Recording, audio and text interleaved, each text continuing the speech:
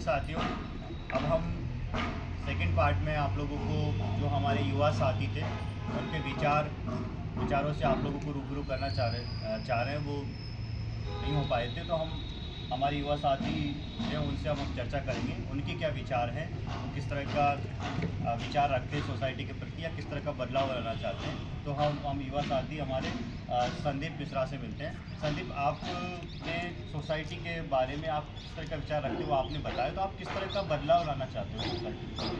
Sir, मैं अगर अधिकारी के रूप में बात करूँ तो शिक्षा और शिक्षा के साथ साथ मैं एक संदेश देना चाहूँगा। जिम्मेदारियाँ, जो परिवार है वो अपनी जिम्मेदारियों का या कर्तव्यों का निर्वहन अच्छे से नहीं कर पा रहे हैं। जैसे आप विद्यालय में बच्चों को थोड़ा सा देखें कि हमारा बच्चा विद्यालय जा पा रहा है, वहाँ आधुनिक शिक्षा ले पा रहा है।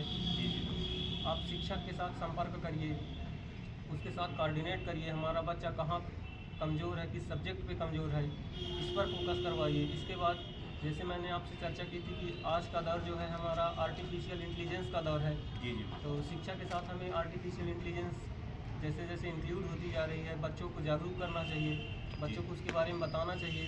हमारे नरेंद्र मोदी जी ने एक कार्यक्रम में, प्रधानमंत्री जी ने एक अभिभाषण दिया था, उसमें उन्होंने कहा था जय जय जवान, जय किसान, जय विज्ञान और जय अनुसंधान।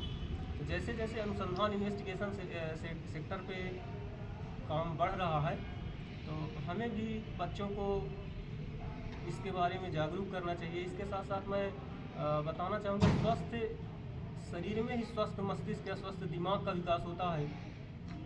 तो इसके बारे में आप अगर स्वस्थ मस्तिष्क की बात करेंगे, स्वच्छता की बात करेंगे, तो मैं भी एक गांव से बिलोंग करता हूँ। तो ग्रामीण क्षेत्रों में आज भी थोड़ा सा स्वच्छता का लेवल उतना अच्छा नहीं हो पाया है।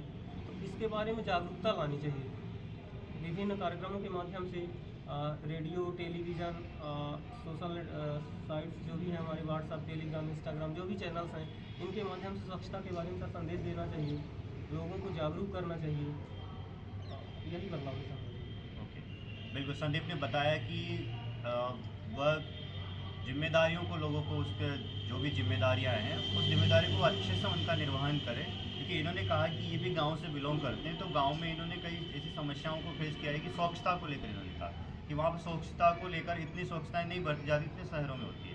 तो मैं संदीप आपसे ही जानना चाहूँगा, आपने किस किस प्रकार देखा कि वहाँ पर स्वच्छता नहीं हो पाती, आप थोड़ा बताएंगे हमारी युवा साथियों को गाँव में? जैसे सर, स्वच्छता के बारे में घरेलू परिसर में कचरे को फैला देना, विद्यालय प्रांगण स्वच्छ न रख पाना, व्यक्तिगत स्तर पर सर देखा जाए तो पर्सनली भी थोड़ा सा स्वच्छता का अभाव होता है, शौच के लिए बाहर जाना, इन सब चीज़ों को सर विशेष ध्यान रखना चाहिए। बिल्कुल बिल्कुल। मैं भी संदीप की इस बात से मैं भी सभी युवा साथियों से अपील करूंगा, जो भी इस मंच के माध्यम से हमें देख पा रहे हैं, मैं सभी से अपील करता हूं कि आप भी स्वच्छता का विशेष ध्यान रखें। जहां से भी आप हैं, चाहे आप गांव में रहते हो, चाहे आप शहर में रहते हो, तो आप स्वच्छता का विशेष ध्यान रखें। कचरा जहाँ डालना है वहीं कचरे को डालें।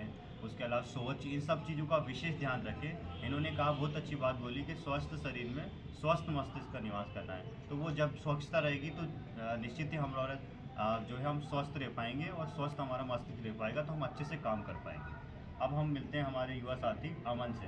अमन, इन फ्यूचर आप किसी बड़े पद पर जाते हैं तो आप किस तरह का बदलाव आप लाना चाहेंगे? और बड़े पद पर भी नहीं जाते तो आप एक अच्छे मानव बनकर आप किस तरह का समाज में बदलाव करना चाहेंगे? सर, यदि मैं भविष्य में अधिकारी बनूंगा तो मैं सबसे ज़्यादा शिक्षा में ध्यान दूंगा। शिक्षा में वो शिक्षा, नारी शिक्षा, क्योंकि महिला जो होती है, यदि एक पुरुष शिक्षित होता है तो वह खुद शिक्षित होता है और उसके बच्चे शिक्षित होते हैं। लेकिन एक जब महिला शिक्षित होती है तो वह अपने समाज, परिवार व देश को भी शिक्षित करने की कोशिश करती है। तो मैं चाहूँगा कि सरकार से या खुद से, या जब मैं भी बनूँगा भविष्य में अधिकारी, तो मैं ये मुहिम चलाऊँगा कि ज़्यादा से ज़्यादा युवा और स्त्री दोनों को शिक्षा के लिए प्रोत्साहित किया जाए।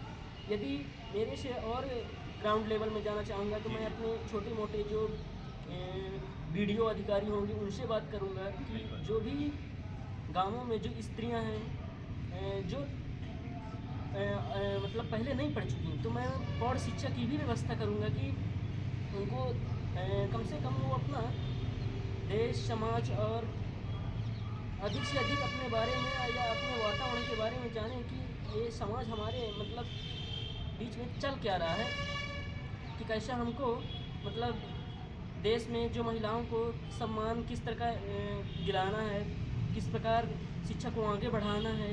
क्योंकि मैं एक उदाहरण एग्जांपल देना चाहूँगा आपके सामने कि जैसे सरकार ने 500 वैकेंसियाँ लॉन्च की, यदि उसमें पुरुष भरता है, पुरुष ही पुरुष, उसमें सिर्फ क्या होगा कि वो पुरुष ही शिक्षित होगा या उसको ही नौकरी मिलेगी। लेकिन जब वही महिला 500 वैकेंसी में बैठेगी तो कहीं ना कहीं आप देखेंगे कि वो महिला जब मैरिज का टाइम आएगा तो वो पढ़े लिखे बंदे से ही शादी करेगी। तो वैकेंसी लेवल कितना हो गया, पहले 500 का था, पर लेकिन जब अब वो मैरिज में बात आती है तो वो 1000 हो जाएगा। इसी प्रकार महिलाओं को ज़्यादा से ज़्यादा शिक्षित करना चाहिए। यही मैं सरकार को या अपने जो भी ग्राउंड लेवल में समाज है उसको मैं ये संदेश देना चाहूँगा कि नारी से ही हम सब हैं, नारी से ही विश्व है। So thank you. ओके, बहुत अच्छी बात अमन ने कही कि इन फ्यूचर अमन किसी बड़े पद पर जाते हैं या एक अच्छे मानव बनकर भी अमन समाज में ये बदलाव करना चाहते हैं कि नारी शिक्षा पर वो विशेष बल देना चाहते हैं। क्योंकि उन्होंने अभी बताया कि नारी शिक्षा से पूरा परिवार सब शिक्षित होता है। कहते भी हैं कि यत्र नारी पूजन्ते रमन्ते तत्र देवता, जहाँ नारी की पूजा होती है वहाँ देवता निवास करते हैं। तो उनका विशेष बल रहेगा कि नारी शिक्षा को बहुत महत्व दिया जाए। और मेरी भी सभी से अपील है कि भी आप भी मतलब सभी को जेंडर डिस्क्रिमिनेशन ना करते हुए सभी को समान रूप से समझें और सभी को जो है एजुकेशन के लिए उनको सपोर्ट करें, उनको आगे बढ़ाएं। चाहे कोई मेल हो चाहे फीमेल हो, आपका लड़का हो लड़की हो, आपका बेटा बेटी, आप उनको आगे बढ़ाओ, उनको समर्थित करो। ठीक है, और कोई संदेश आप लोग हमारे युवा साथियों को देना चाहेंगे? आनंद, आप कोई संदेश देना चाहेंगे? सर जैसे कि अभी हम सब लोग तैयारी कर रहे हैं, हम सब किसी न किसी एग्ज़ाम की तैयारी कर रहे हैं, तो मैं बस इतना ही कहना चाहूँगा कि सफलता असफलता तो लगी ही रहती है। क्योंकि सर एक सफलता के बाद ऐसा नहीं होता कि कुछ ख़त्म हो गया, ना ही एक असफलता के बाद कुछ ख़त्म हो जाता है। हम एक लक्ष्य को प्राप्त करते हैं, हम दूसरा लक्ष्य बनाते हैं, तो कभी ना कभी तो ऐसा होगा ही कि हम असफल हो या सफल हो। तो महत्वपूर्ण यह नहीं कि हम सफल हो रहे हैं या असफल हो रहे हैं किसी एक लक्ष्य के लिए। अधिक महत्वपूर्ण यह है कि जो उसके मूल में है, हम प्राप्त क्या करना चाहते हैं, कार्य क्या करना चाहते हैं, हमको उस पर विशेष ध्यान देकर आगे बढ़ना चाहिए। और सर दूसरी बात मैं एक और ऐड करना चाहूँगा सर इसमें कि सर इसमें क्या होता है कि जैसे हम लोग अभी तैयारी कर रहे हैं, तो तैयारी के साथ साथ सर महत्वपूर्ण है कि हम अपने जीवन को भी जिए। क्योंकि अभी हमारे जीवन के लगभग 20 साल 22 साल निकल चुके हैं, तो हम जो भी कोऑपरेट कर सकते हैं किन्हीं भी चीज़ों में, बाहर निकलें, समाज में अगर कोई भी कार्य हो रहा है तो उसमें बढ़ चढ़ कर पार्टिसिपेशन करें और अपनी पढ़ाई के साथ साथ अन्य चीज़ों पर भी कार्य करें, जिससे हमारा संपूर्ण विकास हो सके। धन्यवाद। ओके, बहुत अच्छे विचार आनंद के हैं। ठीक है, बहुत बहुत धन्यवाद आप लोगों का, और फिर से मेरी बहुत बहुत शुभकामनाएं कि आप लोग जल्दी ही सफलता प्राप्त करें जो भी आपका लक्ष्य है। Okay, thank you.